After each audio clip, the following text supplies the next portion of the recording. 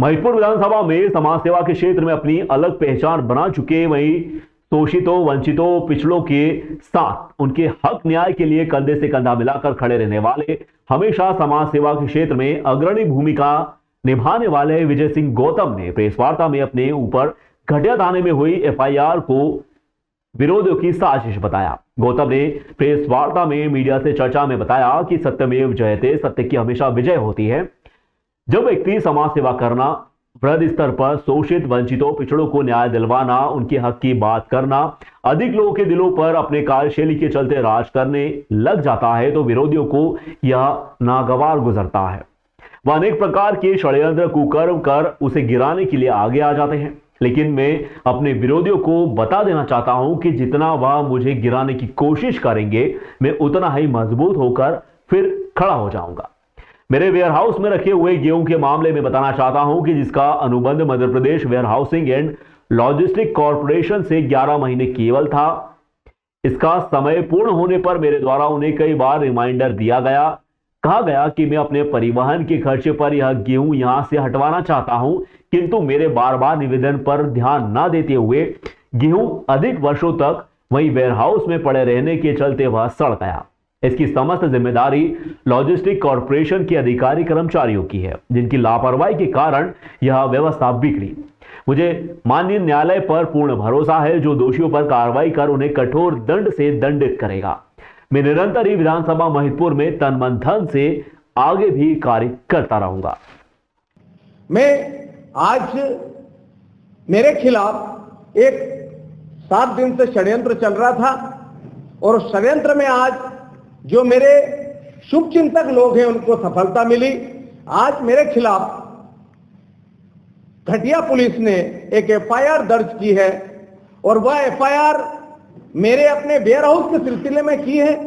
मेरे ware house में गेहूं रखा है 2019 का और 2026 तक वेयर हाउसिंग कॉर्पोरेशन ने उस गेहूं को नहीं उठाया। 18 बार रिमाइंडर देने के बाद, उनको जानकारी देने के बाद मैंने समय समय पे ये बताया कि आप मेरा गेहूं सड़ रहा है, आप उठा लीजिए। उन्होंने 58,000 क्विंटल गेहूं उठाया और बाकी का जो गेहूं था वह रह के और पूरा सड़ गया।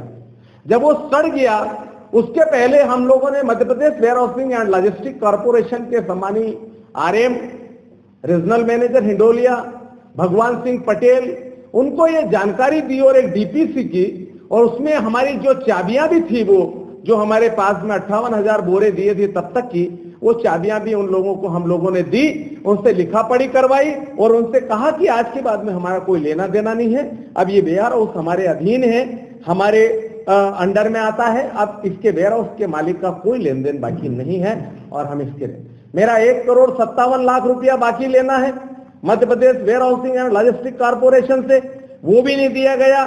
2019-20 में जब गेहूं भरा था मैंने, तो 11 महीने का अनुबंध किया था मैंने कि 11 महीने के अनुबंध में मैं अपना गेहूं, जो आपका गेहूं मेरे वेयर हाउस में रख रहा हूं, वो उठाना पड़ेगा।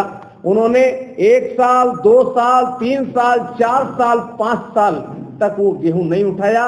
गेहूं सड़ के पूरी तरह समाप्त हो गया।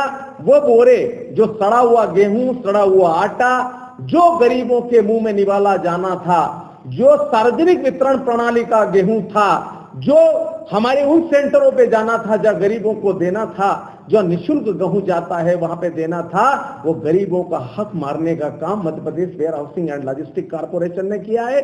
इस तत्वावधान में जब उन लोगों ने वहां पर किया, हमने अपना पक्ष रखा, अपने पूरे रिमाइंडर रखे, मैंने अपने पूरे कागज रखे और कागज देने के बाद में उनके सामने ये प्रस्तुत करा कि मेरे जाने के बाद या मेरे 6 महीने होने के बाद, 26 सितंबर के बाद मेरी कोई जवाबदारी उसमें नहीं थी। उसके बाद भी उन्होंने काफी विचार विमर्श करके, जो एक राजनीतिक दबाव होना चाहिए, जिस तरह एक उभरती हुई प्रतिभा को मारने का काम करना चाहिए, जो कई झूठी एफआईआर कराने के आदी हैं, जो कई झूठी एफआईआर कराने के शौकीन हैं, जो कई झूठी एफआईआर कराने की जिनकी आदत सी पड़ गई है, वो चाहते हैं कि कोई भी इस महिदपुर विधानसभा में नेक कार्य ना कर पाए, गरीबों की मदद ना कर पाए, दलितों की मदद ना कर पाए, शोषितों की मदद नहीं कर पाए। उनको देखा नहीं जा रहा था। जिस तरह से मेरा एक लगातार ग्रोथ बढ़ा, जिस तरह से मैं आगे बढ़ रहा था, उन लोगों को लगा कि शायद वो मुझे रोक देंगे। पर मैं एक बात कहना चाहता हूं मेरे माननीयों सम्मानियों,